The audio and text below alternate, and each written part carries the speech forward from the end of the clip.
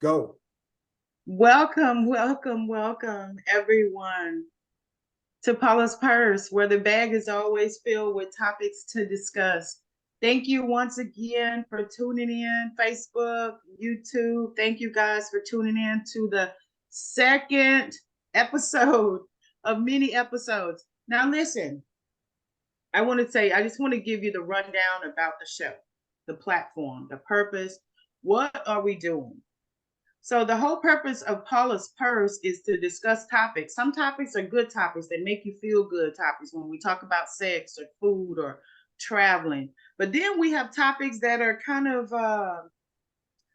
they're not feel good topics. Okay. And they may make you look at yourself and change for the better.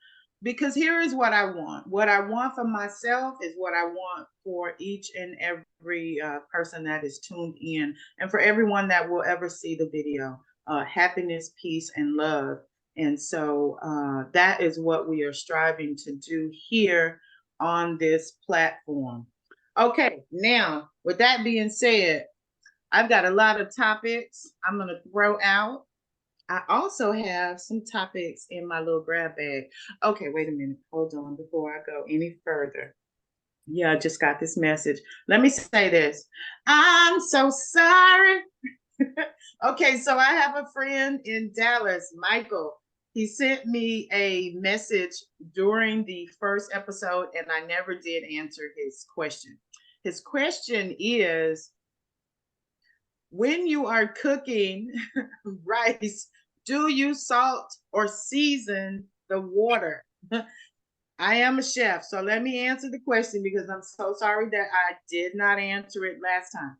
Whenever you are cooking, whenever you are boiling water, whether it is for rice, pasta, potatoes, risotto, any vegetable that you're going to put in that water, you always want to add salt because it's going to season whatever it is you are cooking. Okay, so I'm sorry, bro. But yeah, I definitely wanted to throw that out there and acknowledge him. Okay, moving on to the next thing.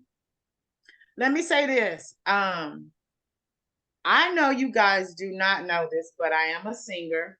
I have two CDs that I recorded in the Library of Congress.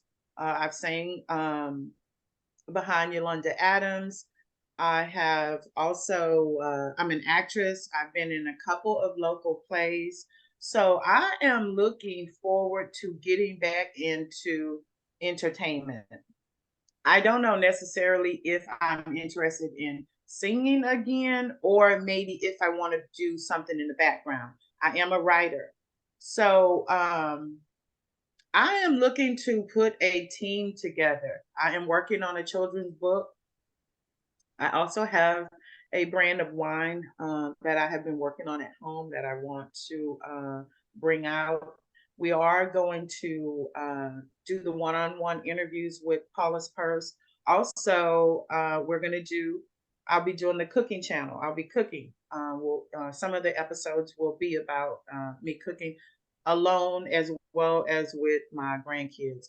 So I have full autonomy to just do whatever with the show. So I am going to take full advantage.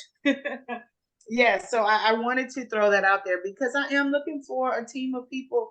I'm looking for some movers, some shakers who are ready to let's just get out there and make it happen. All right. So with that being said, oh yes, yes, yes.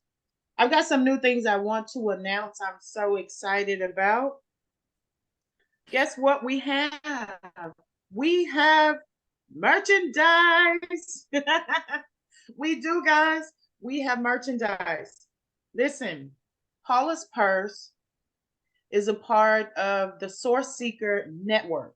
So there is a umbrella that I am a part of, right?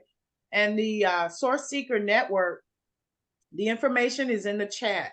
You can go there. You can see the other platforms that are all a part of the Source Seeker Network. Also, you can see the merchandise. Okay, so I've been kind of like switching it up, trying to figure out what would be a nice looking shirt for women versus men. So we have t-shirts and we also have hoodies. So I'm so excited. So we do have merchandise. So you can support in that way. So please, please, please support. The other way that you can support the show, we have sponsorship and advertisement. Okay, so this is it. The star package, guys, is $50 to mention your business. The diamond package is $100, and that's a screen ad and promo for your business. So listen, support, support, support. Because why? When you support me, I support you. We all can grow together. We can all grow our businesses. We can all be the SHIT. So let's support one another. Anything you guys have going on in your life, and I know mostly all of you have some type of business, right? I know all of you have some type of business that you have going on, and you can advertise it right here. Just come on and advertise it. Okay, so I'll come back later on before we end the show to mention again about the sponsorship and the advertisement. Also, once again, we have the merchandise where that you can purchase. Go on to Store Seeker Network. Another thing, I have a number that is going to be in the chat. You guys can reach out to me if you want to make your payments for your sponsorship, your advertisement. You can call me or you can message me 713-875-3725. Okay, call me if you've got any type of ideas, run them by me. If you want to be a part of the sponsorship and advertisement, come on board. Okay, now that we have covered that, listen, I want to thank each and every one of you for tuning in. I really appreciate it. We're going to take this platform and we are shooting to the stars. On December 12th, God says the same, I will be sitting down doing a one-on-one interview, my first one-on-one interview. So I'm really excited about it. The gentleman that's coming on board, a lot of you guys know this dude from the streets. So please tune in for that. Also, I will be cooking on the show. Listen, for every episode that I cook, that's a page in the cookbook. Okay, so I'm just throwing it out there because I am looking for a team to put together. All right, now that I have covered that. All right, so I got some topics I'm going to throw out here. For instance, sex. All right. And when I say sex, I don't want to talk about the act of sex. I want to talk about, do you guys still like sex? Do you still want it? Do you care? Are you just like, whatever? I don't want the drama. Now listen, I am not sexually active. Okay. I am celibate. I just said, forget it. I don't have time for the drama. I don't have time for the drama. Too much drama coming with it. I can just do without the sex. I can do without all of it. So I'm just not even worried about it. But I want to know how you guys feel about it. Does anybody have any comments? Oh, and here is something else I wanted to throw out there. From age 45 and up is when premenopause sets in. Okay. And you're probably like, oh, why is she going there? And I like to stick to the facts. All right. So you go into premenopause for women after your last menstrual cycle, and then you're in menopause.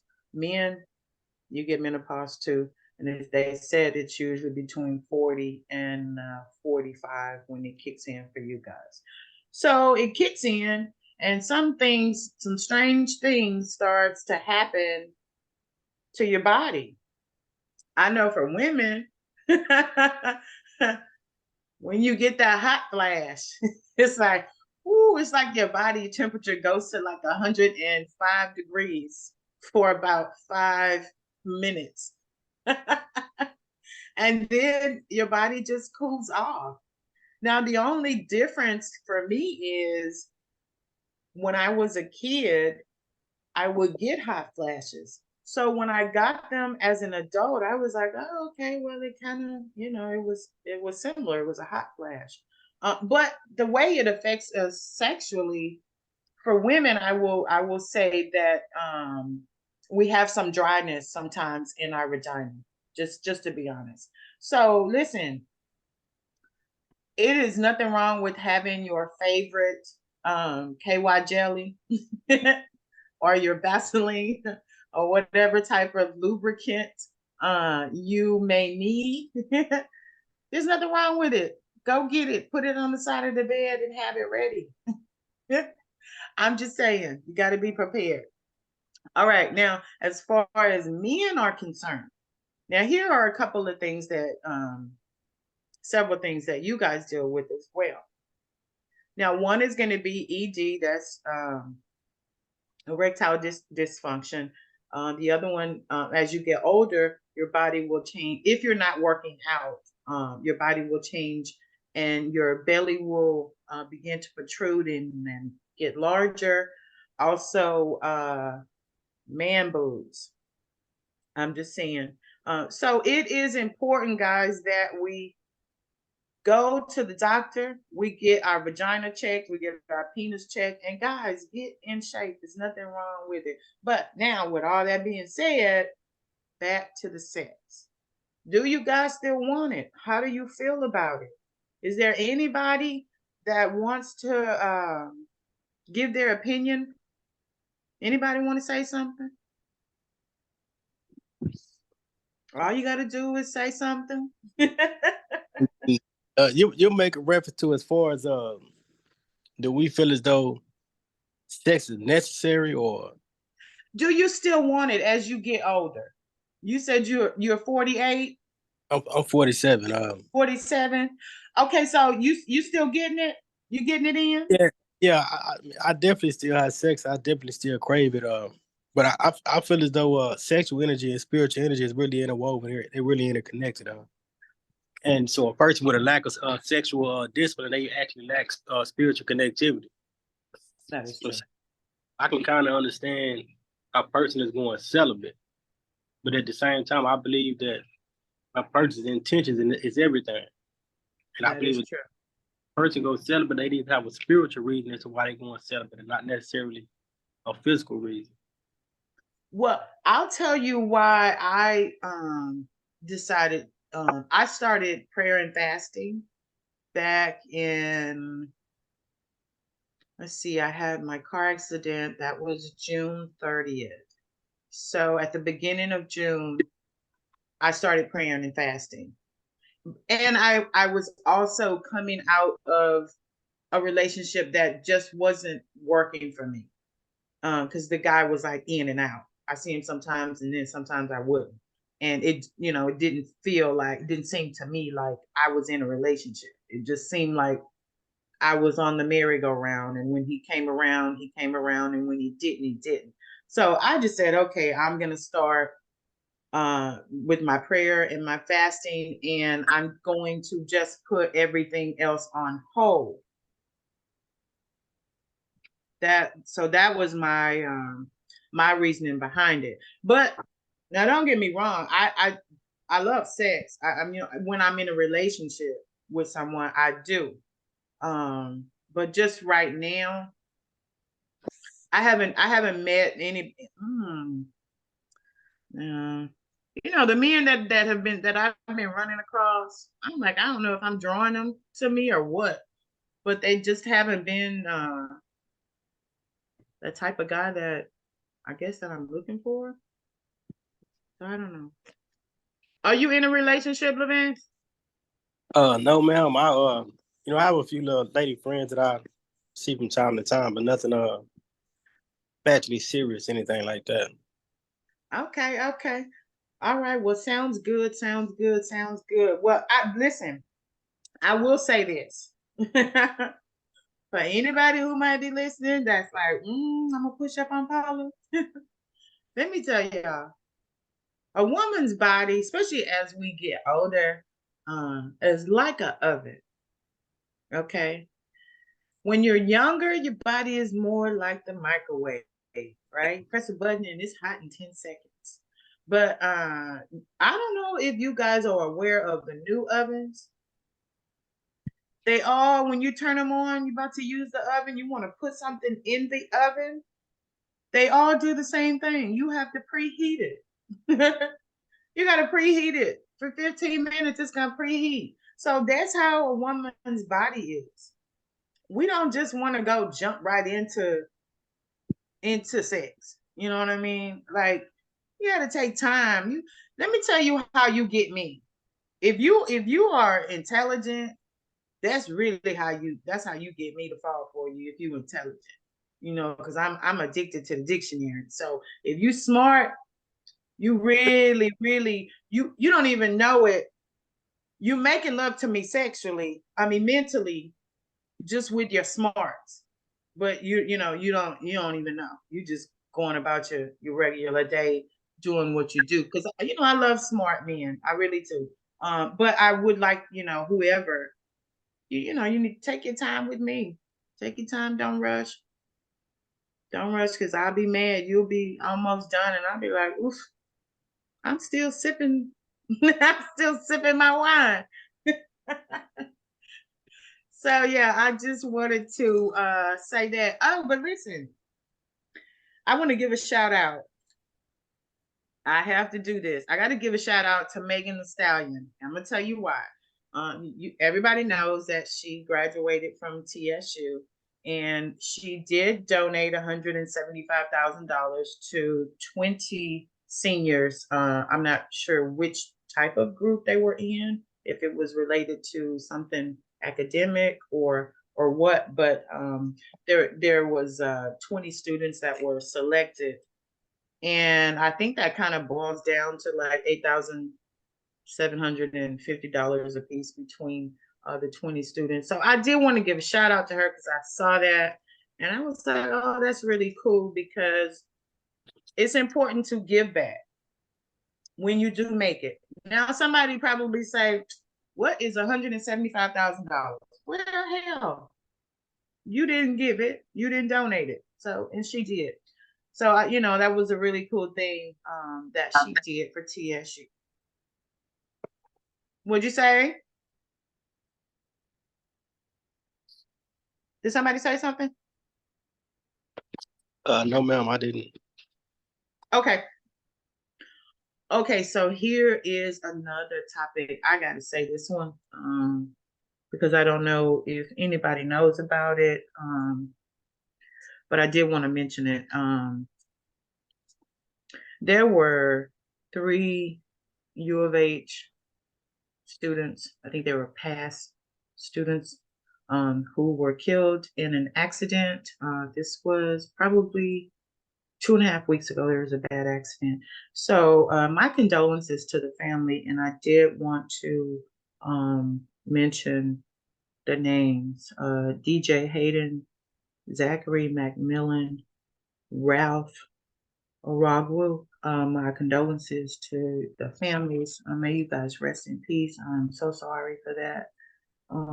I was in a bad accident too, and man, we need to pay attention because shoot, so many of our young kids are just, bro, on Facebook every day somebody is burying their 20-year-old, their 22-year-old, their 31-year-old, their 41-year-old, and it's just, it's like, oh my gosh, a parent, we're not supposed to bury our children. Our children are supposed to bury us. So condolences to the family. All right, we're gonna keep it moving. Let me just ask, can 2 women live in the same house? Can 2 women live in the same house? Now, I'm only asking because my two daughters are both grown, and my son, I have 3 children. But my oldest daughter, she did live with me. And my youngest daughter, she lived with me as well. So that is a grab bag question. Can can 2 women live in the same house? I know Brother Baruti was saying yesterday, it can't happen. It's not possible. Because somebody has to relinquish power, which is usually me. When I'm with my daughters, when they move in with me, I just kind of like lay back in the cut, and I don't want to, come across like, oh, I'm the mama, because they're mothers as well. So, oh wait, hold on, let me see.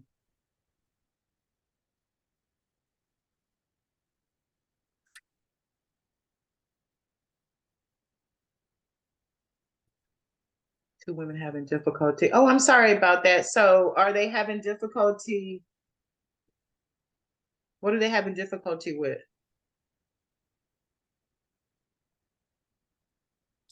I just want to say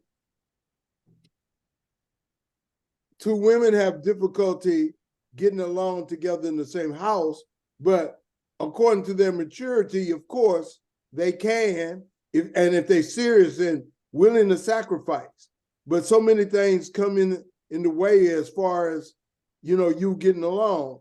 Men, TV shows, space, using the restroom at the wrong time. All these things can factor in and make them where they don't want to get along. So I think it's a mature thing, and it's possible, but it's hard.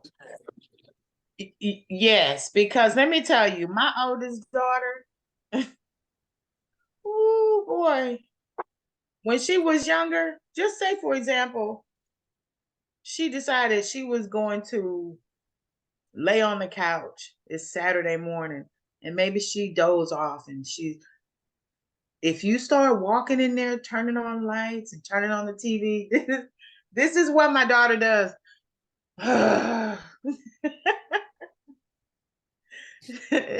That means get out of here. Don't bother me. So that's what I mean by sometimes I just kind of like chill and lay back and don't try to be overly aggressive, because they're women as well. They're just younger. Listen, does anybody remember Ask Jeeves? That's a grab bag question. Does anyone remember Ask Jeeves? And you're probably like, what is Ask Jeeves? Are you speaking of Steve Harvey? No, Ask, A-S-K, Jeeves, Jeeves. Ask Jeeves. I never heard of it. Okay, good. Ask Jeeves is the original Google. Okay. It's the original Google. Back in 2000, when when the internet and everything's going on, you would go to Ask Jeeves when you had questions. Same way you go to Google now. Yeah. Ask Jeeves was the original Google. That was that was in my grab bag, and somebody said, who remembers that? I guess somebody my age or older. But I was at HCC at the time, and I was spending a lot of time in the library, and that's where you would go if you had a question. If you wanted to know what the weather was, you didn't go to Google. You just went to Ask Jeeves and asked Ask Jeeves. Ask Jeeves did it for you. That's just a little side note. That way, every time you come on the platform, you you learn something. Listen, are schools safe? I was about to say, are they still safe? But are schools safe? That's a big question. Of course, as a former teacher, just 6 months removed, I have a definitive opinion on that. And my opinion is not safe enough. Yeah, not safe enough. Let me say this. Let me see how much time we have. Okay, good. Listen, I wanted to talk to you guys about Uvalde. You remember the incident in Uvalde, right? With the shooting, and there were 21 people murdered, 19 children and 2 teachers. I just thought it was so weird how they voted after everything happened. I thought it was so weird. And I did my research on it, and I wasn't sure if I would talk about it here. But then I was like, man, shoot, let's just talk about it. I'm gonna have a sip of water. And the reason why I said this because everybody remembers what happened. The young dude went into the school and he just started shooting, right? Not one policeman, not one sheriff, not one detective, whoever they were. Nobody did anything, right? So we could see them in the hallway from the video cameras. We see them in the hallway, they high-fiving each other, they are checking their cell phones. And then there is an officer who is about to make his way down the hall because his wife, she texted him. She was one of the teachers. And she texted him and said something to the effect that she didn't believe that she was going to make it. And you see in the video where the police who is in charge stop him, grab him, and pull him back, right? And you hear they hear all the gunfire. They hear the pow, pow, pow, pow, pow, and no one does anything. Okay, so now we're moving forward. We're gonna fast forward. So they've had all the funerals, and people are trying to put the pieces back together. They're trying to put their lives back together. They've lost their sons, their daughters, their grandkids, their nieces, and their nephews. And my condolences still go out to them. Now let me say this: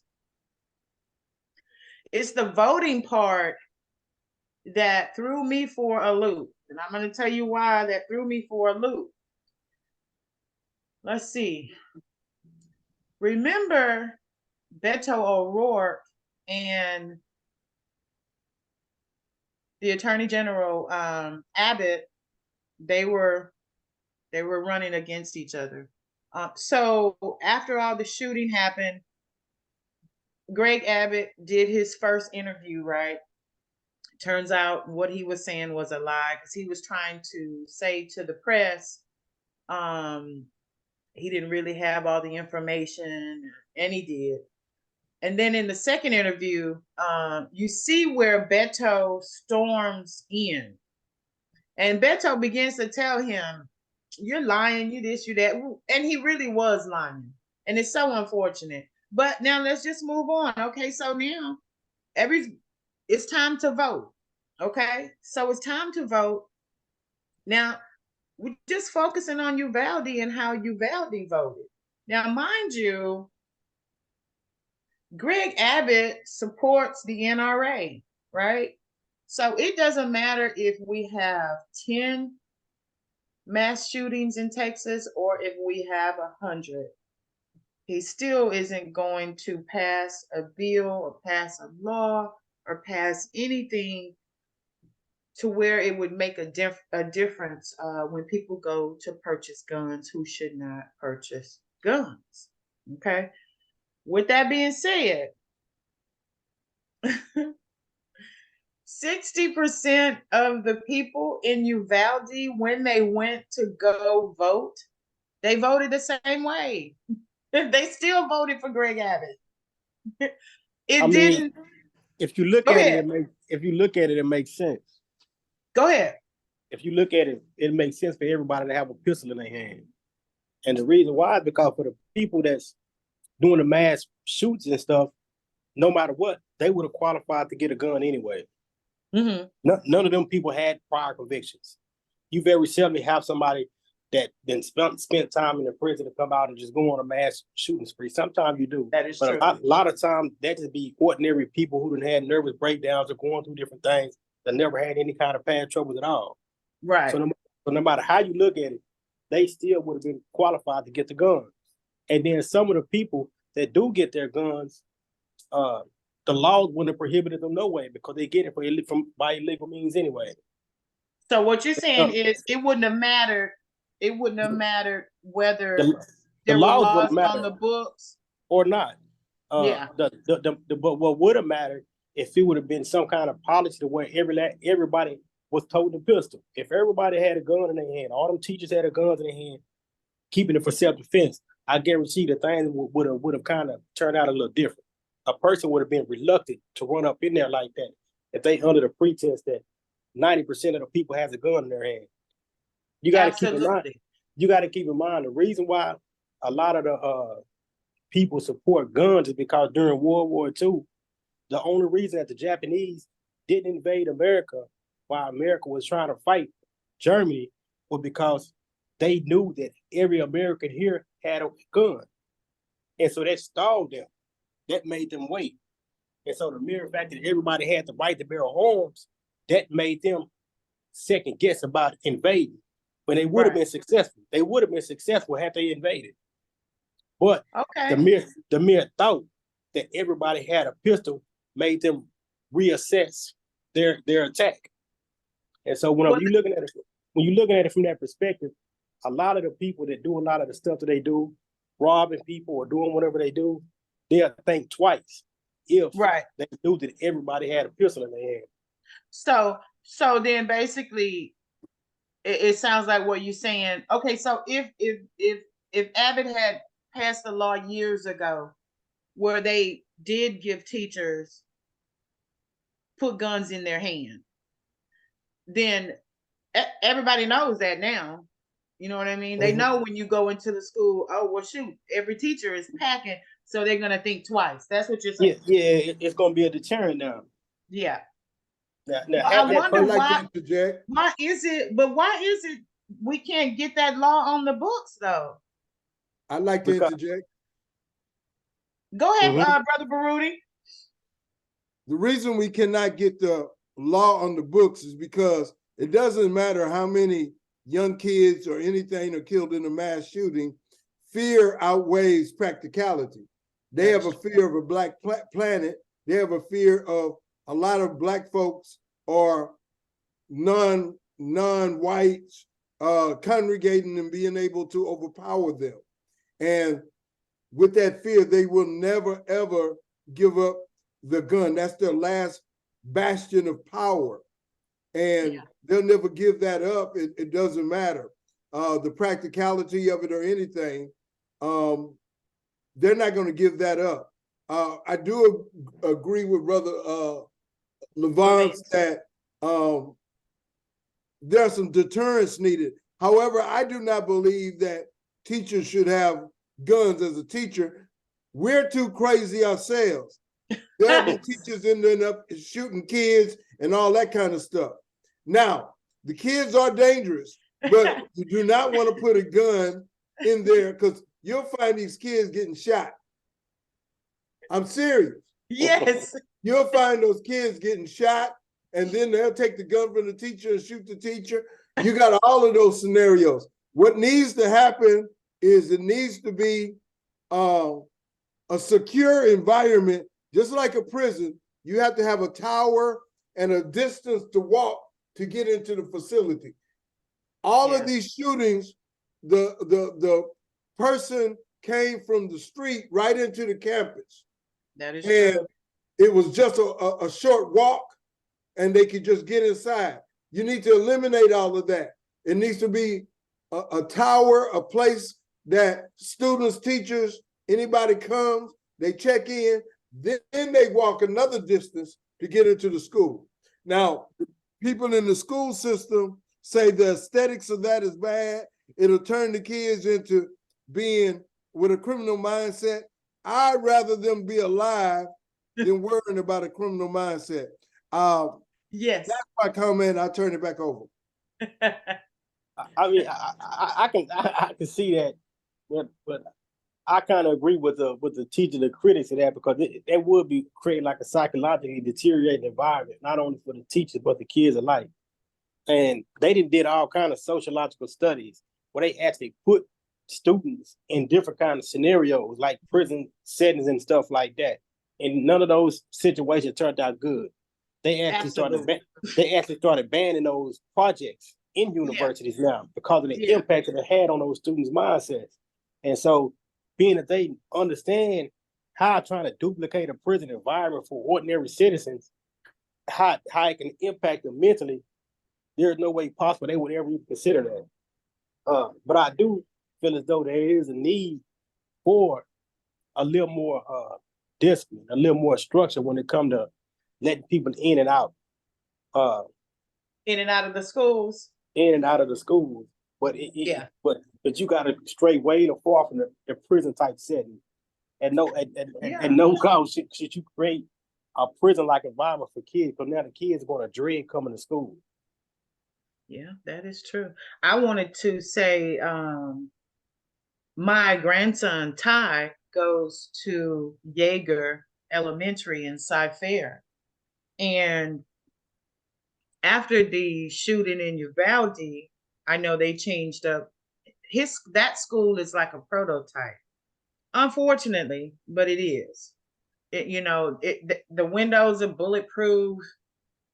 They have phones in every classroom, panic buttons in every classroom. They have the safe wall where the kids can go into the wall and push the wall, and they're in there and they're safe. It's so unfortunate, but because it wasn't like that when I grew up. I never even had one fight, and we didn't worry about those types of things. And it's unfortunate that our children's children, have to deal with it's man, it's so weird. But look, let me tell y'all this before I forget it. When I was telling y'all about how they voted in Uvalde, like I said, they voted the same. Nothing changed. They voted the same as they had always voted. It was 60 to 67% of the people in Uvalde. They voted the same. Now, this is what really kind of threw me, and you guys can tell me what you think about it. Okay, so one of the parents, her daughter was murdered at that school. She ran for mayor. They didn't even vote for her. They didn't vote for her. You had two, I think there was 3 parents in total, but the one young lady, and I won't mention her name, but she ran for mayor. They didn't vote her in. And then there were 2 other people who ran for positions. They didn't vote them in either. And I was just wondering what's going on in Uvalde. Maybe there's nothing going on. I don't know.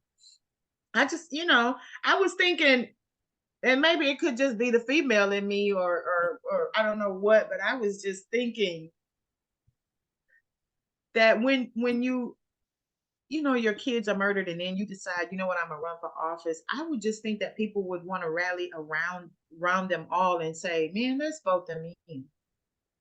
I don't know, maybe they was thinking, shit, they have no I just want to say that even though that happened, they did not want to. The fear is greater than logic. Fear is greater than any kind of doing the right thing.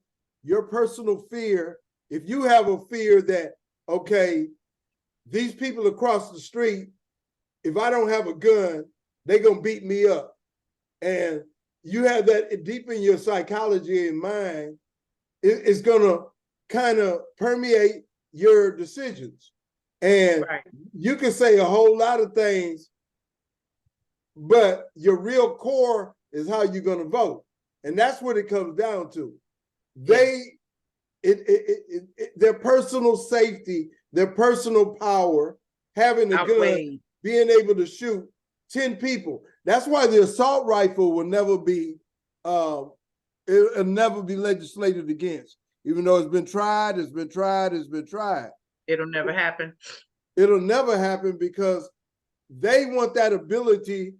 And I tell people when they talk about the Alabama or the incident on the boat, the incident on the ferry boat, right? That those white folks got beat up by all those black folks, right? I was saying to myself, I am glad that the white folks didn't pull out, because they'd have just been mowing down all of those black folks. White folks have guns because they're afraid of black folks. I heard the preacher say that people follow their fears more than their faith. You are led by your fears more than your faith, because your fear will stop you from living and reaching your goals. And you would prefer to lean on that fear than the faith. A preacher just said that the other day, so it's weird that that you mentioned that. And I guess now that we've discussed that, I see it now, because I was thinking maybe they would try a different perspective, but then they're thinking, why? Somebody just came in here and killed all our kids.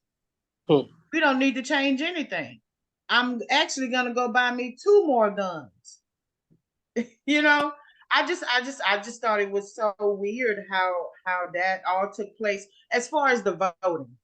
I mean, whenever that actually happened, you had like the Democratic Party that was running on a platform where they were trying to restrict guns, and they were trying to make it harder to get guns and stuff like that. And so when you put in whenever you start creating laws to restrict who can get guns in their possession, the only people you hurting is the law-abiding citizens, because criminals can care less about the laws. That is true. And so the only people you creating a disadvantage for the law-abiding citizens. You're making it harder for them to defend themselves. And I guess that's kind of why the Democratic Party lost that particular platform. Yeah, you are right. Now listen, we have 4 minutes left. Vance, tell us who you are, what you got going on as far as your businesses. Come on and share that information with us. Oh, now my name Levance. I got a little business going on, but I just try to take brothers that's trying to I guess you would say make their exit strategy about the game, and they trying to make some good money, some legitimate money. They're not trying to rely on the streets no more. And so what I do is I take brothers and I try to help them set up businesses. I try to, cultivate their potential, whatever kind of vision they have in their mind. I try to bring it about them. And so what I do is that I set up the LLCs for them, whatever business structure they need. I build their websites for them. I'm certified to do taxes. I have my CPA license here in about 6 months. Okay. I already got my MBA in accounting and my bachelor's in marketing, so I'm kind of solidifying my credentials and everything. So basically what I do is help people get set up with businesses. I'm linked with 3 nonprofit organizations that give funding to minority-owned businesses. So if they need financing, I can kind of help them get set up with financing if they got their credit and stuff, and got some kind of supplemental income in place. That's kind of what I do. So what I created was more. Let me ask you something. I have an LLC that I set up for my my freight brokerage. It's P. Clark Logistics, right? Okay. Now, for every business, do you have to have a different LLC? Now, here's the reason why I asked the question is, so I want to be a producer and executive producer in the movie industry. Do I need a different LLC for that? Every business don't even need an LLC. Some business can actually just be operated with strictly with a DBA, depending on what you're doing. If there's not going to be a lot of risk and a lot of at fault injuries and stuff involved, you really don't even need an LLC. An LLC is designed to protect your assets. That's why they call it a limited liability company. And so if you're not going to be in a position where you need your assets protected, or if you don't have a whole lot of assets anyway, and there's not much use of an LLC. A lot of people just get the LLC just because. And a DBA be, you know what I'm saying, equally as effective under certain circumstances. Right. It just, I guess so, the DBA, but the thing about the DBA, because as far as Clark Transport, which is my trucking company, that falls under the DBA. Now, as you said, a lot of people get LLCs, and then when people that were in my circle found out that I had DBA, they were like, "Oh, you need to get your LLC because your LLC will protect you versus if you are sole proprietor and just say, for example, someone wants to come in and sue you. You know what I mean? Maybe my driver damaged somebody's property. Yeah, anything you do with anything in the trucking industry, you're going to want to have multiple levels of security. So not only are you going to want a LLC, but you're going to also want some kind of insurance, some kind of business insurance. Right. So anything in the trucking industry, you definitely going to want, you know, multiple layers of protection, because at any given moment, anything could happen. Okay. Well, sounds good. I will let me do this before I forget.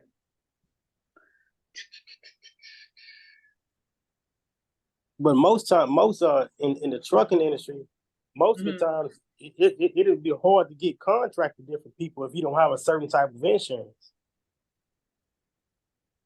It's what? A lot of times it ain't even be hard to solidify contract with different types of companies if you don't have a certain type of insurance. That's true.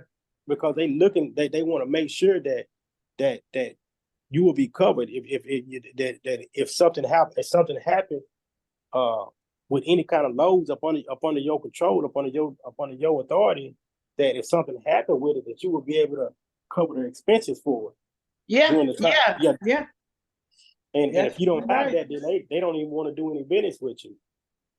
Yeah, I know when I first started my trucking company, I bought a 450 with a flatbed on the back because I was running but they required that you have the $1 million general liability.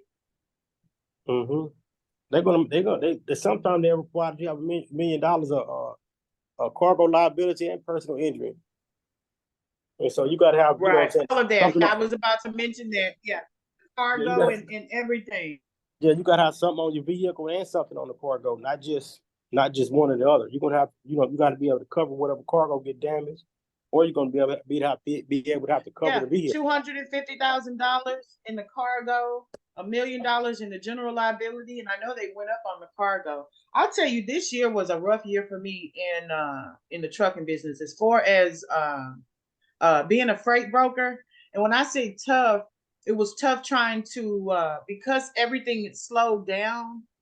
Not that the business slowed down, but customers and shippers this year were not trying to bring on new brokers or new carriers, depending on the company.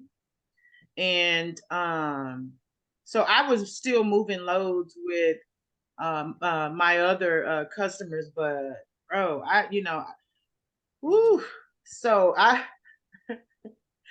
went back to what I knew. I said, because I've been a property manager, I started managing a property only because business just kind of was rough this year. But it is starting to pick up. But when you get around Christmas, it always picks up.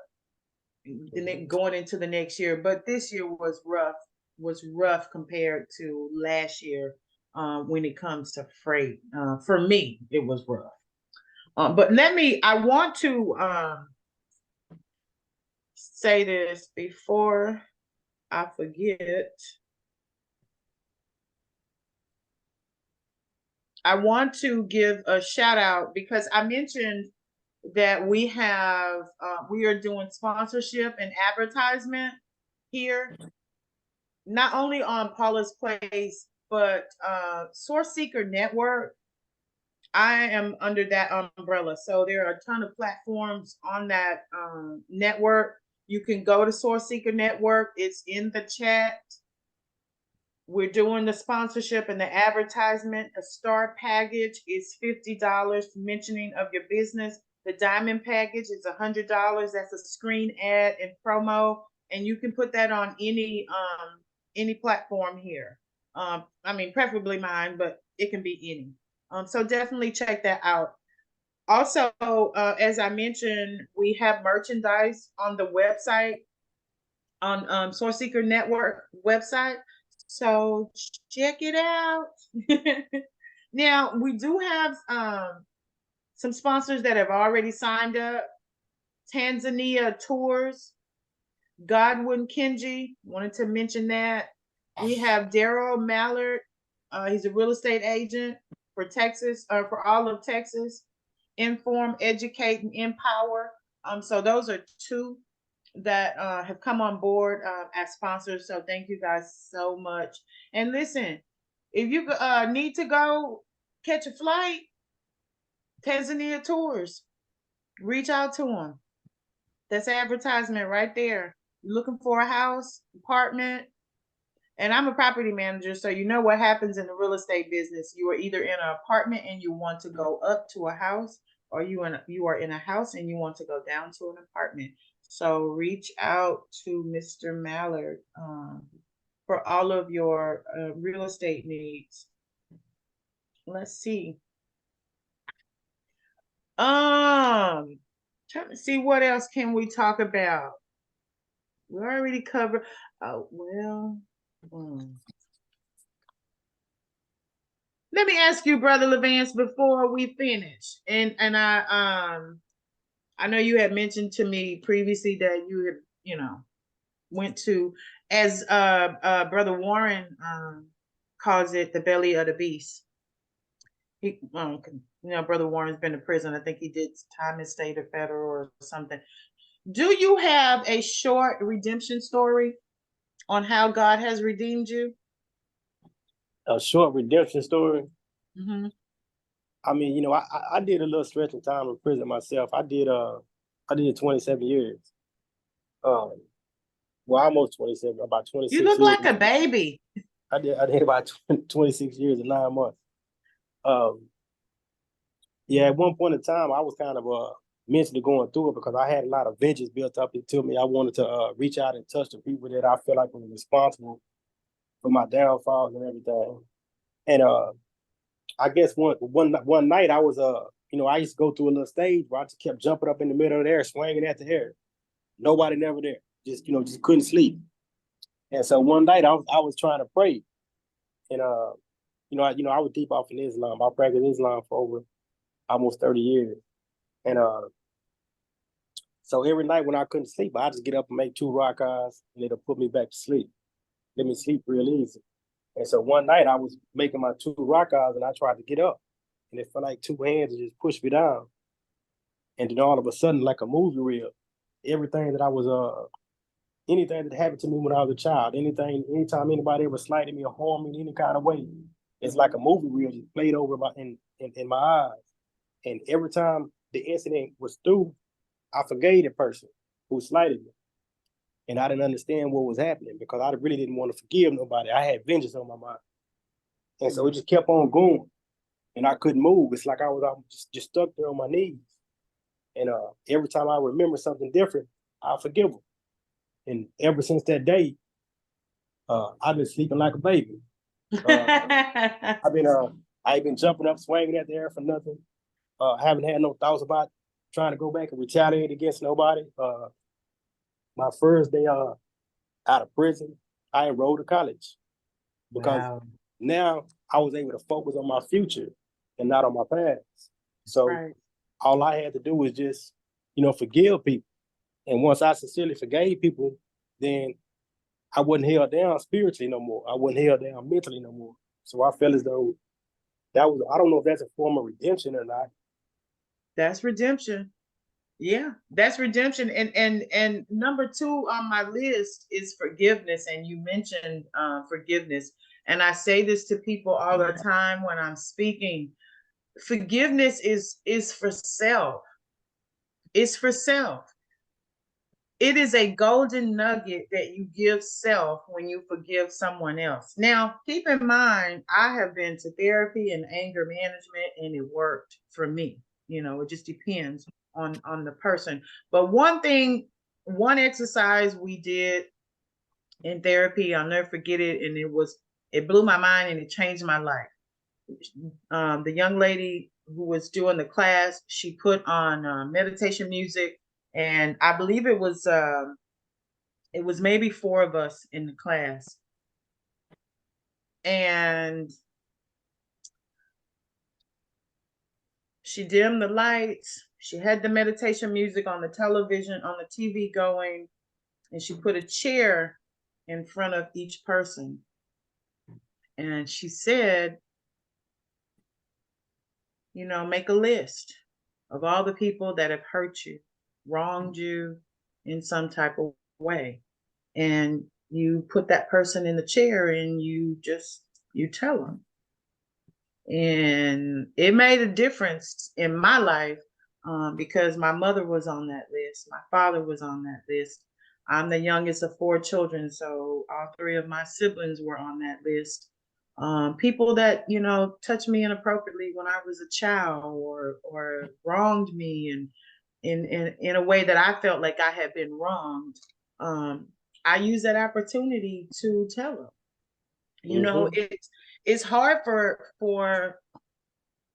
sometimes it's hard. My father died in 2019, March 27, 2019. But before my father was deceased, my father was a manly man. You didn't talk back. You always made eye contact with my father. My father did all the speaking. I grew up where as a child, you only spoke when you were spoken to. If nobody spoke to you, you kept your mouth closed. And so I never felt comfortable. I never felt like I was in a safe space to be able to tell anybody something as far as how they may have made me feel. But the therapy was this exercise was just awesome because I forgave everybody. I forgave everybody, and they may not know it, but let me tell you, it took a ton of bricks off my shoulders. And you know, it's like when you bent over from the weight of the world. You just bent over. And as I began to let go and release and forgive, it was just, you know, it was like my back was straight, like, oh man, like, geez. But anyway, someone was about to say something. Go ahead.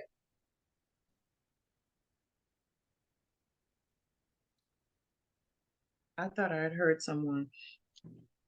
But forgiveness is so important. It's so important. And here is what is really important. It's important to implement things in your life. If you happen to hear something here that you hear in this space that you know you can put in your life, implement in your life, so that you live a better life, man, go for it. And let me say this. I am a part of the prayer and fasting group. I did hear you mention, Levance, that you were a Muslim. My prayer and fasting group, we meet online. 97% of the people online are Muslims. There are a couple of Christians. There are people who log in from all over the world. There's some people there from Europe, Belize, a lot of people from Africa. But we come together to pray and fast and to talk, throw stuff off of one another. And what it has done for me, it has changed my life.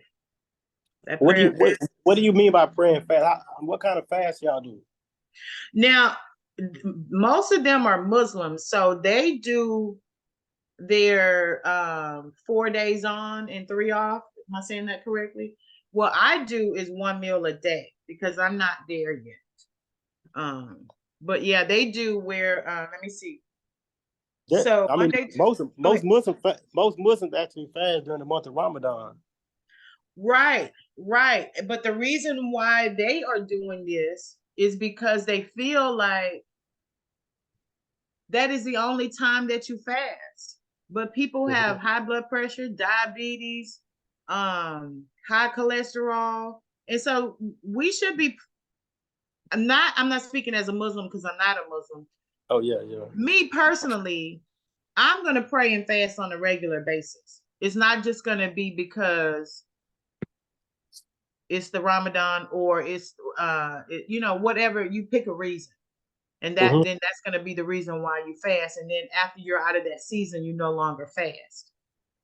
So not for me, no. I'm not saying I'm not even fasting. I guess I am because I'm doing 1 meal a day. I lost 25 pounds with the prayer and fasting. And you mentioned the Ramadan. So are you a practicing Muslim? I mean, I fast every year. I fasted this year. I've been slacking on my on praying. You do the 5 prayers a day? Now that's why I say I've been slacking on praying, but I have been fasting every year.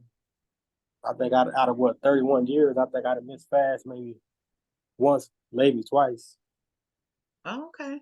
Yeah, we get online on Zoom 7 days a week. They go live.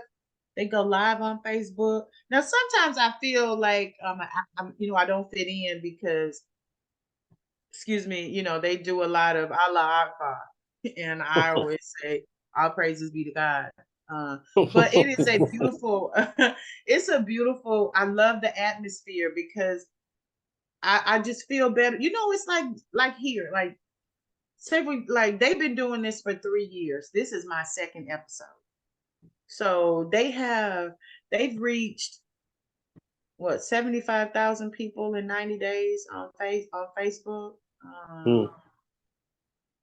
Just talking about prayer and fasting, people giving their testimonies on how prayer and fasting has changed them. Because a lot of people in the church, and man, look, I was in the shrine. When I joined the shrine, my whole family thought I was a Muslim. They was going around telling people I was a Muslim, and they were also telling people that I hated white folks. To the shrine of the Black Madonna. Yeah, but we had a chef that would cook 6 days a week for us over there. I was a missionary. I was traveling all over the United States, and but there were a lot of people that had health issues that that were never addressed. We just watch people get sick and toes get cut off, and people have high blood pressure, and people got diabetes and high cholesterol. They still eating crazy, eating any kind of way, drinking any and everything, and nothing was being addressed. Nothing. And this is what they talk about when we're online, as far as when they're in the nation at whatever mosque they attend. That they see how Joshua. Did you see Josh's janaza? I don't know what Minister that is. Farrakhan's son, Joshua, he died. Oh, did he? Yeah, his janaza is posted on. It's on my Facebook page. Are you on Facebook? I'm never on there. I can follow you on Facebook. I can accept you as a friend and see what it is. Yeah. Send a request to me, Paula Clark, PaulaClark. Hey, Baruti, are we still recording or are we done?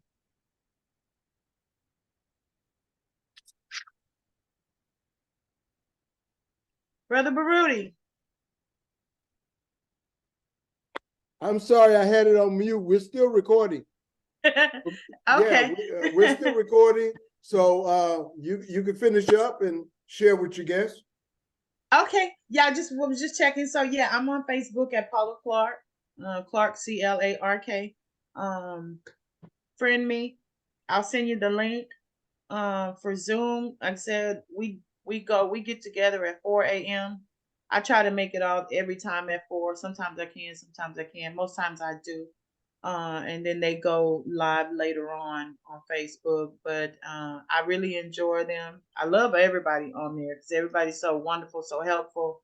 And it's just good to come together and talk and have people talk to, and have people, you know, to listen and make suggestions, and you take those things away and just try to implement it into your life, you know, to have a better life.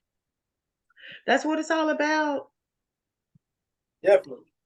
Definitely. Okay, so somebody asked, who are you interviewing? Okay, I'm gonna just throw his name out there, but then I'm gonna be so mad if he don't show up. But he better show up. So I am going to be interviewing Johnny Binder. Yes, Johnny Binder was the big time dope dealer. Y'all all know him. He got out, he went to prison. I'm not sure how many years he did. I think they gave him 27 or whatever.